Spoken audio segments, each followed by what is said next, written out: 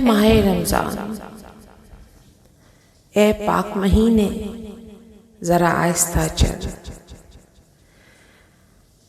अभी तो काफी बोझ उतारना है, अभी तो काफी कर्ज उतारना है, अभी तो वसूली की तैयारी भी नहीं है।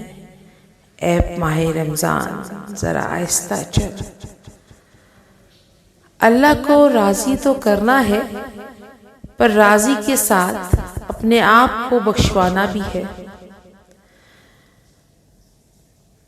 कुछ ख्वाब हैं जिनको लिखना है और कुछ ताबीरें हैं जिनको पाना है।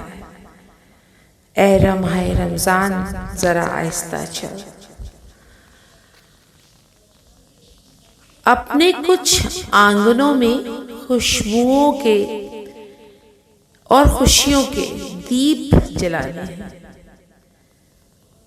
और जला के हर तरफ महकाने हैं। ए माहे रमजान जरा आहिस्ता चल। कुछ तौबा भी करनी बाकी है, कुछ ताइब भी करनी बाकी है, और रब को मनाना तो बेइंतहा बाकी है। ए माहे रमजान जरा आहिस्ता चल। जन्नत का सौदा और जन्नत के बाग के फूल का सौदा, जहन्नम से खुद को बचाकर जहन्नम की पनाह मांगकर अभी दुआ का लुत्फ उठाना है। ए माहे रमजान जरा आहिस्ता चल, जरा आहिस्ता चल, जरा आहिस्ता चल।